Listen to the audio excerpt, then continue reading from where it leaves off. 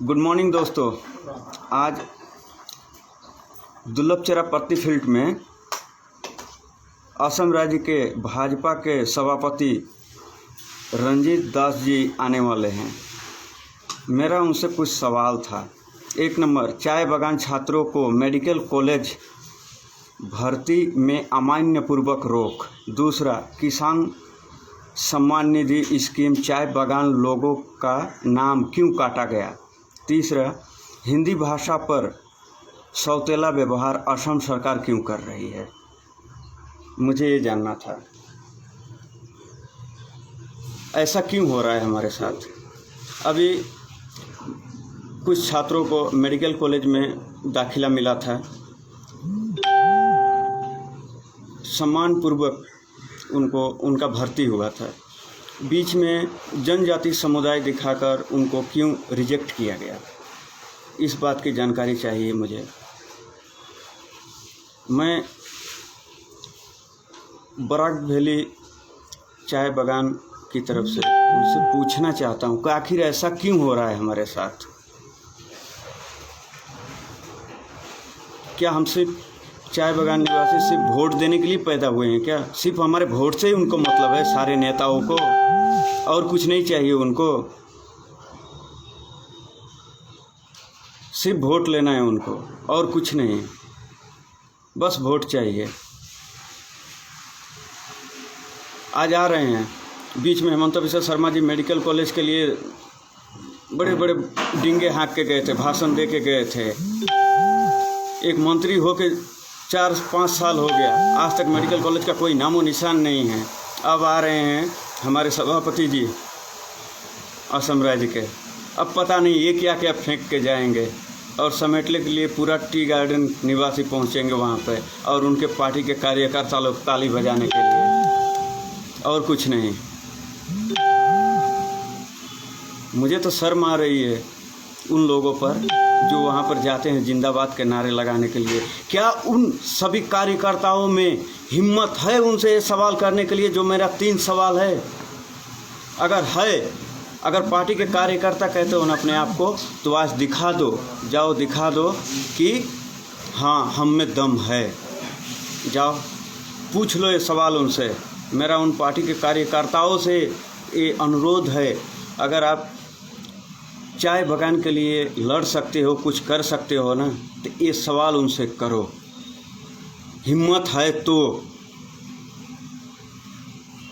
सिर्फ घरों में जाके भाजपा का पार्टी का प्रचार करने से नहीं होता है, या कांग्रेस पार्टी का प्रचार करने से नहीं होता है। कोई भी पार्टी से हो, अगर आप राजनीतिक से रिलेटिव हो, तो ये सवाल उनसे आज पूछना, आपको पूछने का अधिकार है। आपको वोट देने का अधिकार है ना, तो सवाल भी पूछने का अधिकार है। उनसे पूछो क्यों हो रहा है ऐसा। आज चाय बागान के लोग, सबको पता है गरीबी के सीमा रेखा से गुजर रहे हैं, किस हालात में होकर अपने बच्चों को लिखाया पढ़ाया। आज मेडिकल कॉलेज में दाखिला के लिए कि कुछ आगे यो होगा, उनको देख के और 2-4 परिवार अपने बच्चों को पढ़ाना शुरू करेंगे। लेकिन मैं उनसे ये जानना चाहता हूँ कि चाय बागान के लोगों के साथ ही अन्याय क्यों हो रहा है, चाहे वो हिंदी भाषा को लेकर हो, मेडिकल कॉलेज की दाखिला को बात को लेकर हो, मेडिकल कॉलेज बनवाने की बात पर हो, या फिर किसान सम्मान निधि पर हो। मतलब सभी चाय बागान के साथ ही ऐसा क्यों हो रहा है। और वोट लेने के लिए चाय बागान भाई भाई कहते हैं, आके चाय बागान भाई भाई वोट लेने के टाइम पर, और जैसे इलेक्शन बीता, आप कौन हो। ये क्यों हो रहा है? ये तो सरासर अन्याय है हमारे साथ, पूरा अन्याय कर रहे हैं ये लोग। फिर भी हमारे लोग हाथ जोड़कर बैठे हुए हैं। मैं सबके बारे में तो नहीं कह सकता। मोकामचड़ा निवासी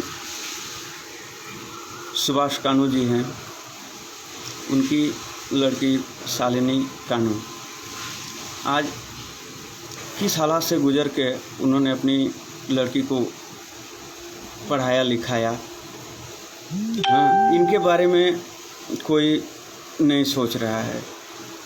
एक लड़की को वहाँ तक पढ़ाना कोई आम बात नहीं है, वो भी टी गार्डन एरिया से होते हुए। लेकिन उनको क्या मिला? जनजाति समुदाय दिखाकर या और कुछ दिखाकर रिजेक्ट किया गया। क्यों रिजेक्ट किया गया? अगर किसी को लगता है कि नहीं चाय बागान निवासी वो नहीं है, तो चाय बागान से है कि नहीं है, उनके पास डॉक्यूमेंट होगा ना। आप इंक्वायरी करो ना,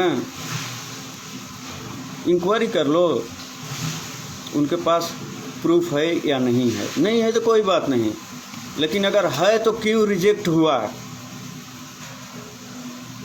ऐसे और कई भाई हैं, उनका भी हुआ है। एक लड़की हो या लड़का हो, चाय बागान से पढ़ाना बहुत ही मुश्किल होता है। किस हालात से गुजर के उन्होंने इतना पढ़ाया लिखाया, और उनके साथ ऐसा व्यवहार, और कहते हैं बच्चों को पढ़ाओ, स्कूल भेजो, ये सुविधा है वो सुविधा है। और जहाँ सुविधा की बात होती है पढ़ने लिखने के बाद, तो कोई न कोई बहाना बना कर रिजेक्ट कर देते हैं। ये क्यों रिजेक्ट कर रहे हैं पता है? ये चाहते ही नहीं कि चाय बागान आगे बढ़े, चाय बागान के बच्चे आगे बढ़े। मैं पूरा बुराक वैली की बात कर रहा हूँ यार। ये नहीं चाह रहे हैं कि आगे बढ़ें यहाँ के बच्चे, क्योंकि यहाँ के बच्चे आगे बढ़ेंगे तो आपके पीछे जिंदाबाद के नारे लगाने वाले नहीं मिलेंगे, इसलिए वे लोग ऐसा कर रहे हैं, और कुछ नहीं। लेकिन आप लोग कब समझोगे? अभी आएंगे ना 10-11 बजे, जाना, जाके ताली बजाना, जिंदाबाद के नारे लगाना वहाँ पे, और कुछ नहीं कर सकते हो आप लोग। ना उनसे सवाल कर सकते हो, ना और कुछ कर सकते हो। बस वोट देने के लिए पैदा हुए, वोट दो। इससे ज़्यादा कुछ नहीं कर सकते हो। अगर कर सकते हो ना तो सवाल करो, अपना हक के लिए लड़ो, नहीं तो कुछ नहीं कर सकते हो। बहुत ही शर्म की बात है पूरा बुराक वैली के लिए, चाहे भाषा का लेकर हो या अपना हक के लिए हो। किसान का हक हो, भाषा हो, या मेडिकल कॉलेज का मुद्दा हो, या मेडिकल कॉलेज में सीट की बात हो, कहीं भी हमारे साथ अच्छा व्यवहार नहीं हो रहा है। हमारे साथ धोखा ही हो रहा है। वोट लेने के बाद कोई भी राजनेता आज तक इस मैटर को उठाया नहीं, उठाएंगे वो। उनको वोट से मतलब है और कुछ से मतलब नहीं है। किसी ने ये कहा कि नहीं बच्चों को क्यों दाखिला नहीं मिली, नहीं, कान में तेल डालकर बैठे हैं। उनको उससे कोई फ़र्क नहीं पड़ता, उनको वोट से मतलब है और कुछ नहीं, सिर्फ उनको वोट चाहिए। ऐसे राजनीति करके क्या फ़ायदा है अगर आप किसी का भला ही न कर सको। कुछ लोग कहते हैं सरकार ने ये किया वो किया। असम सरकार ने तो सरासर अन्याय कर दिया है, सरासर अन्याय कर दिया है।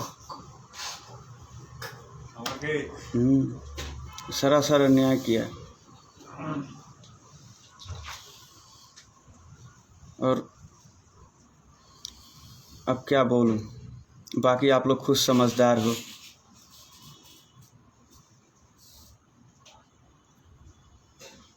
इसी के साथ मैं अपना बात ख़त्म कर रहा हूँ। जय हिंद, जय भारत, जय जवान, जय किसान।